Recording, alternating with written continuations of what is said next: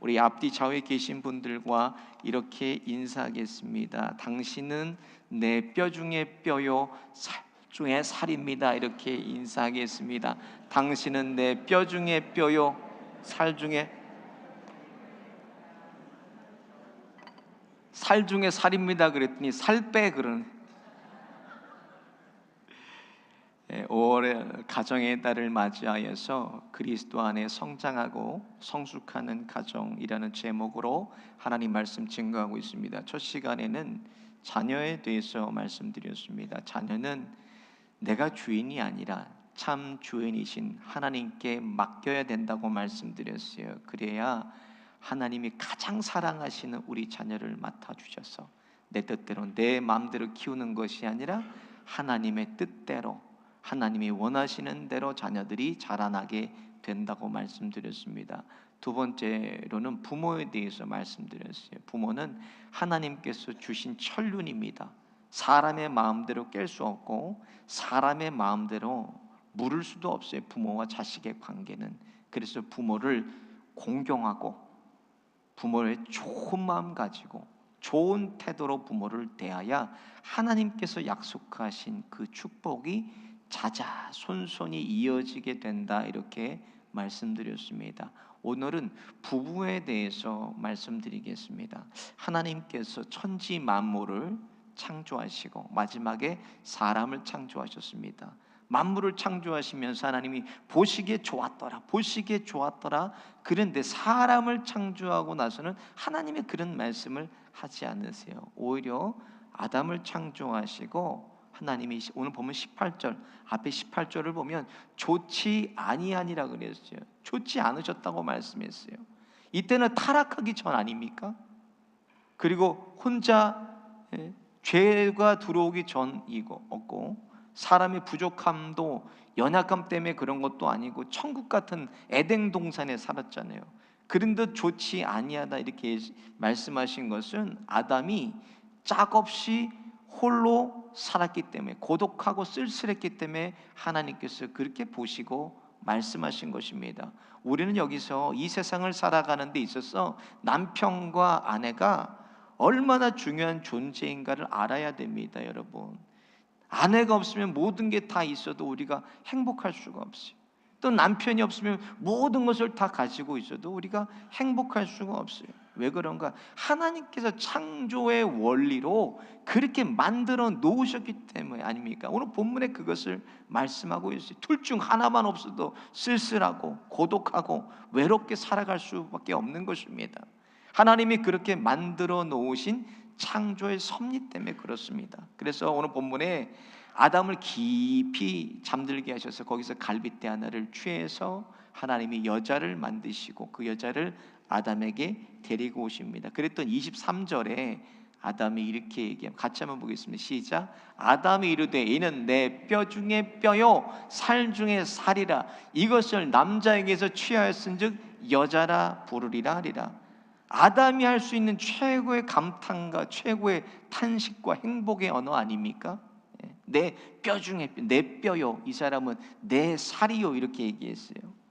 이렇게 좋아하니까 하나님께서 두 사람을 주례하셔서 결혼식을 치러 주십니다. 오늘 본문 말씀이 하나님이 주신 뭐예요? 주례의 말씀이 주례의 말씀.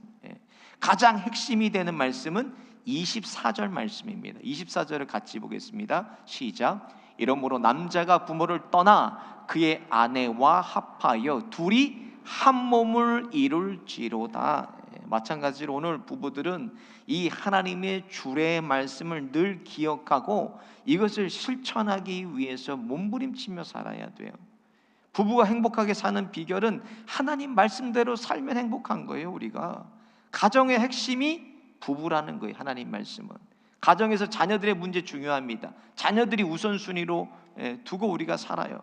그런데 자녀는 가정의 핵심이 아닙니다. 하나님께서 먼저 결혼을 통해서 가정을 이루게 하시고 자녀를 후에 주신 것입니다. 그러므로 가정의 가장 중요한 핵심은 부부예요. 부부가 가정의 핵심이 되는 것입니다. 오늘날 우리 가정들이 자녀를 최고의 핵심으로 두고 살기 때문에 가정의 근본 세우신 원리가 무너지고 있어요. 그래서 제가 늘 말씀드리는 거 아닙니까? 하나님께서 가정을 세우신 것처럼 부부가 서로 사랑하고 살면은요, 가정 교육, 자녀 교육은 저절로 되는 것입니다. 여러분, 왜 그렇습니까? 자녀들은요, 부모의 뒷모습을 보고 자라기 때문에 그래요. 그러니까 내 뒤에 또 다른 내가 나를 보고 자라난다는 걸 꼭 기억하셔야 돼요. 부모는 자녀의 뒷모습을 보고 자랍니다. 저런 애가 어디서 나왔는지, 아이고 어떻게 나는 안 그랬는데, 엄마는 전교 1등만 했고 아빠는 수학이 박사인데 얘는 이게 머리가 잘 안 돌아간다고 애들한테.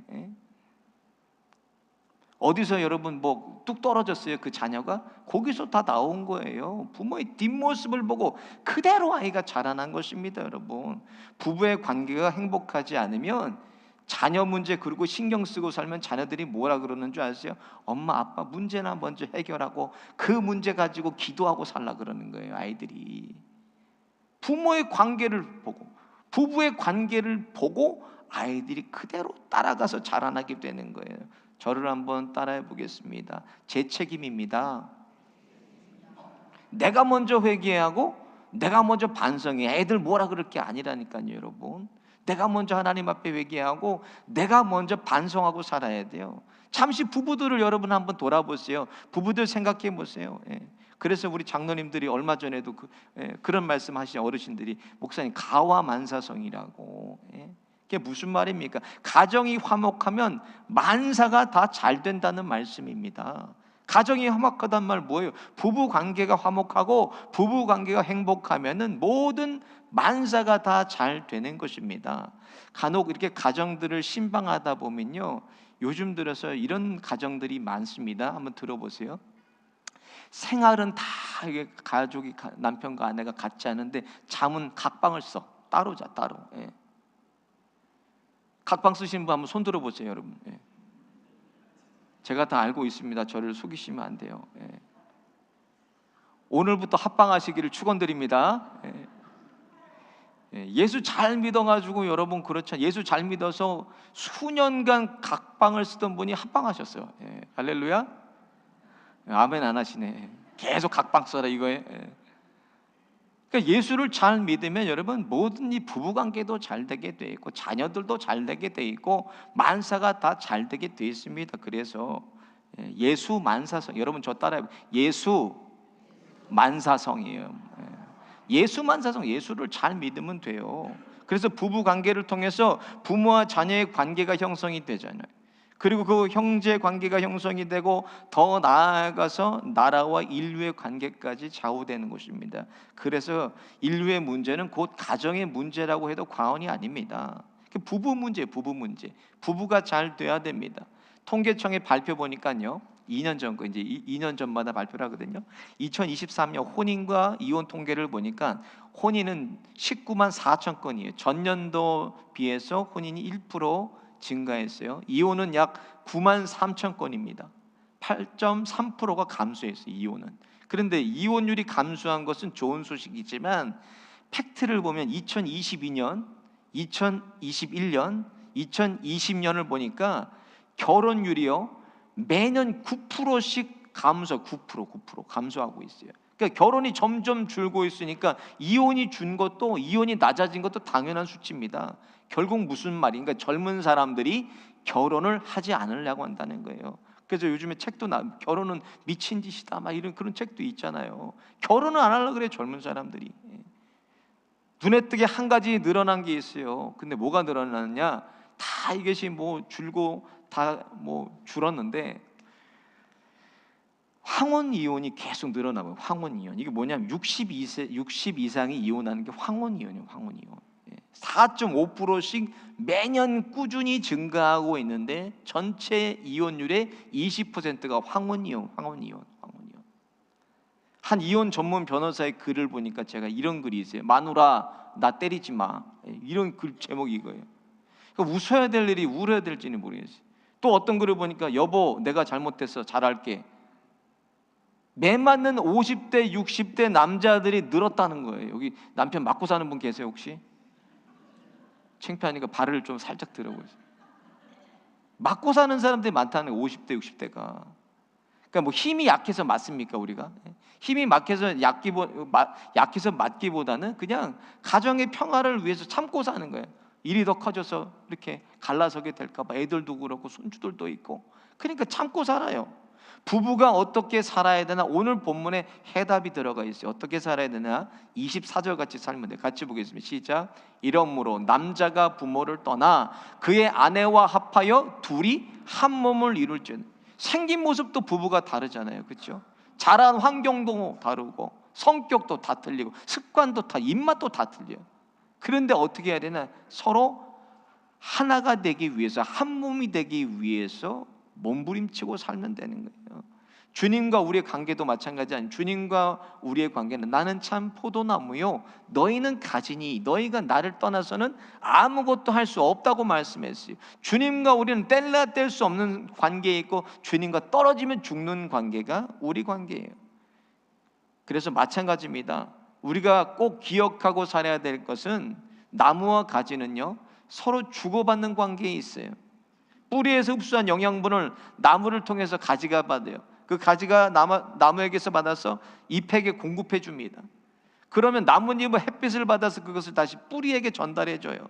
서로 주고받는 관계예요.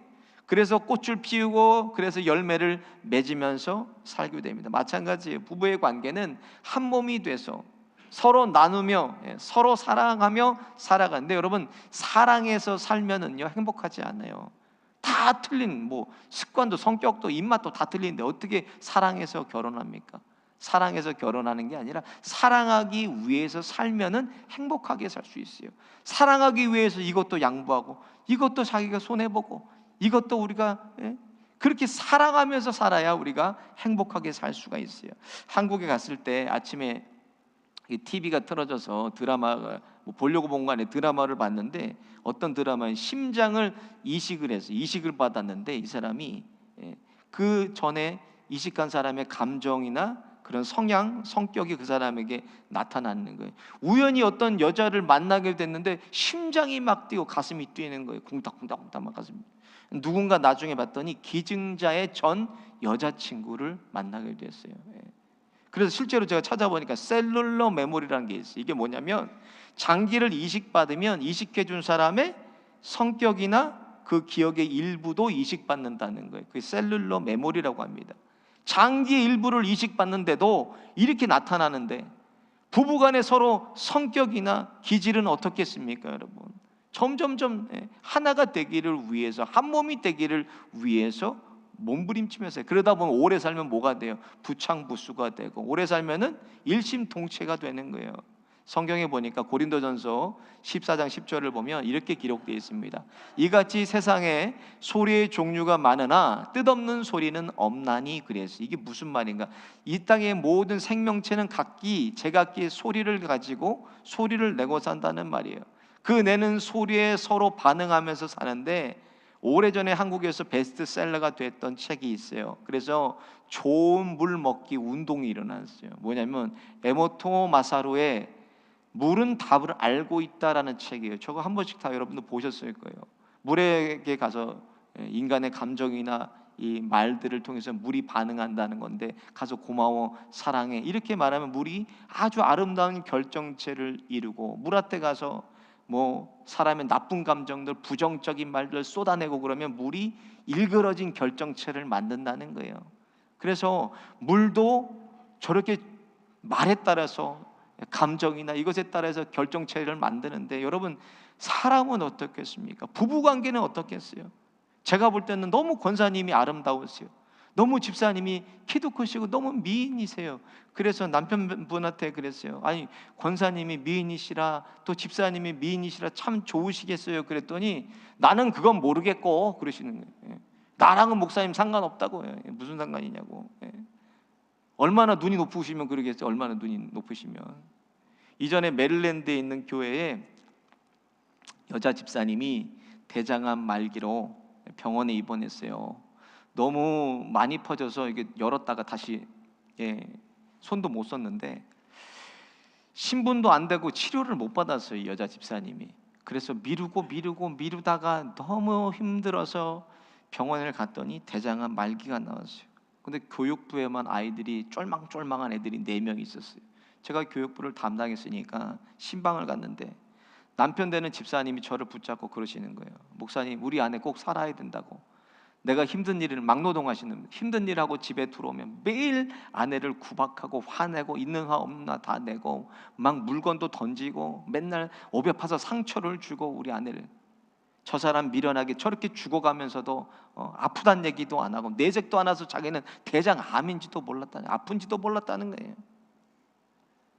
목사님, 우리 아내 좀 살려달라고. 이대로 가면 이 죄를 제가 다 어떻게 받고 살아가냐고.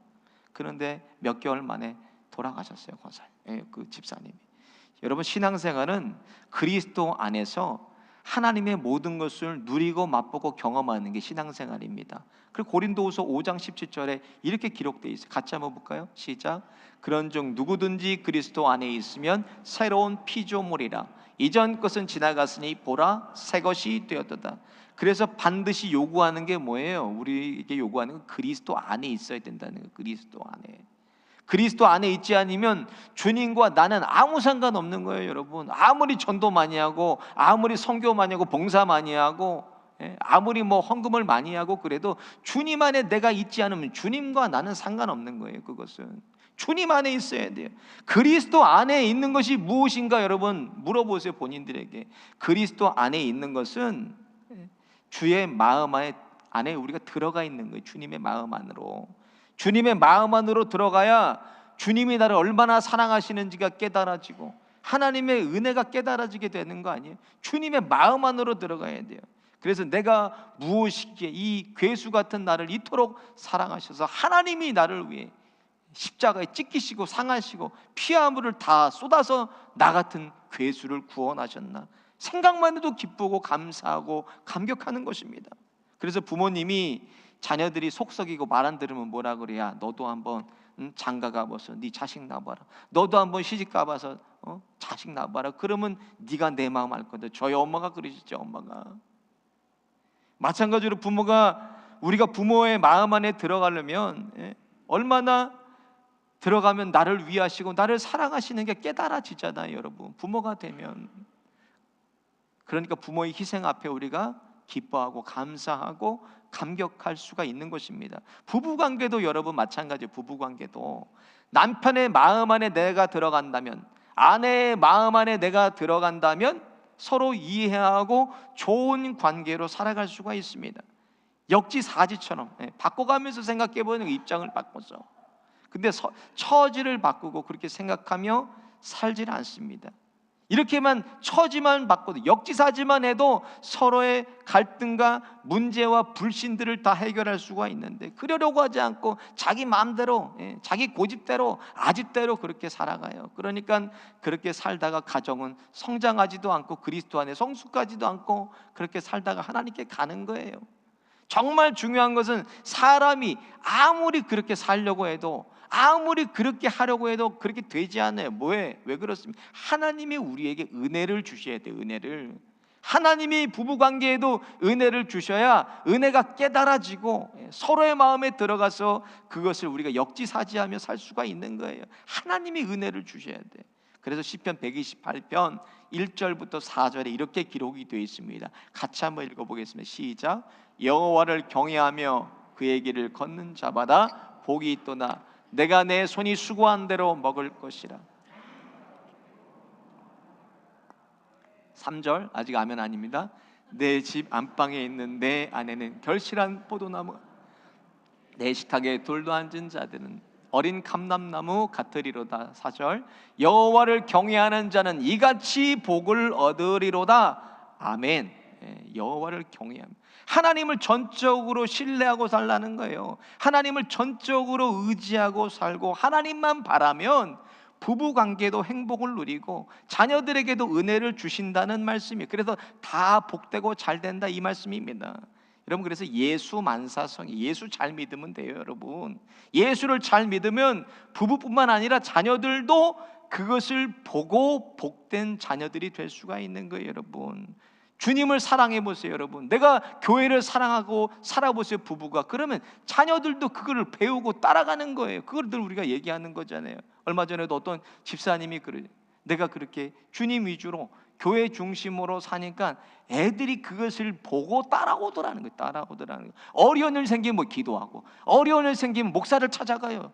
예. 그렇게 살더라는 거예요, 아이들이.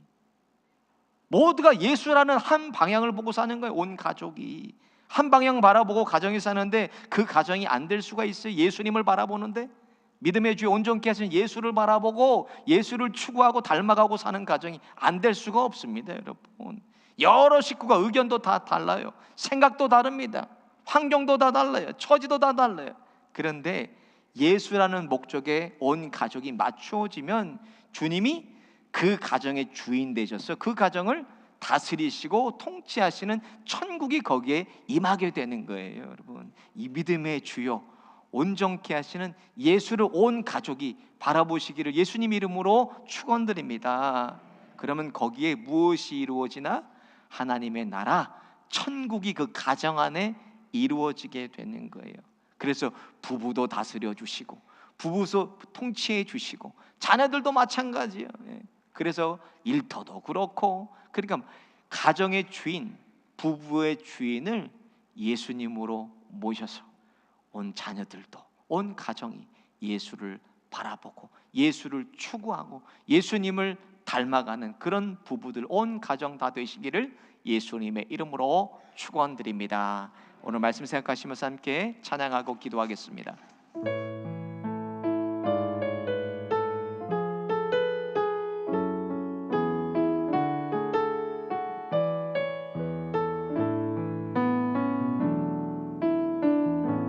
주 안에 우린 하나, 모습은 달라도 예수님 한 분만 바라네.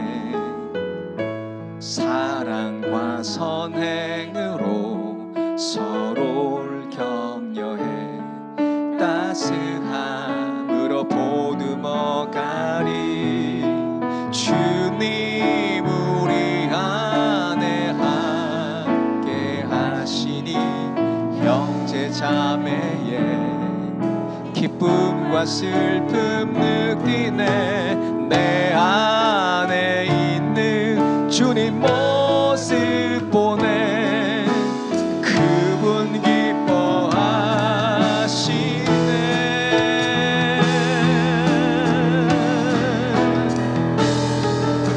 주님 우리를 통해 계획하신 일, 부족한 입술로 찬양하게 하신 일. 주님 우리를 통해 계획하신 일, 너를 통해 하실 일 기대. 주님 우리를 통해, 주님 우리를 통해 계획하신 일, 부족한 입술로 찬양하게 하신 일. 주님 우리를 통해 계획하신 일, 너를 통해. 다시 한번 찬양합니다. 주님 우리를 통해, 주님 우리를 통해 계획하신 일, 부족한 입술로 찬양하게 하신 일. 주님 우리를 통해 계획하신 일, 너를 통해 하실 일 기대. 나는 믿네. 주의 능력으로 내 삶 새롭게 되리. 나는 믿네. 주의 능력으로 담대히 나가리라. 주와 함께 싸워 승리하리라. 날마다 믿음으로 나 살아가리. 내게 허락하신 시리 시련을 통해 나의 믿음 더욱 강하게 자라나고 험한 산과 골짜기 지나는 동안 주께 더 가까이 나를 이끄시네. 내가 겪는 시험이 어렵고 힘겨워도 내 주님보다 크지 않네. 내 앞에 바다가 갈라지지 않으면 주가 나로 바다 위 걷게 하리. 나는 믿네. 주의 능력으로 내 삶 새롭게 되리. 나는 믿네. 주의 능력으로 담대히 나가리라. 주와 함께 싸워 승리하리라. 날마다 믿음으로 나는 믿네. 나는 믿네. 주의 능력으로 내 삶 새롭게 되리. 나는 믿네. 주의 능력으로 담대히 나가리라. 주와 함께 싸워 승리하리라. 날마다 믿음으로 나 살아가리. 말씀 생각하시면서 함께 합심해서 기도하겠습니다.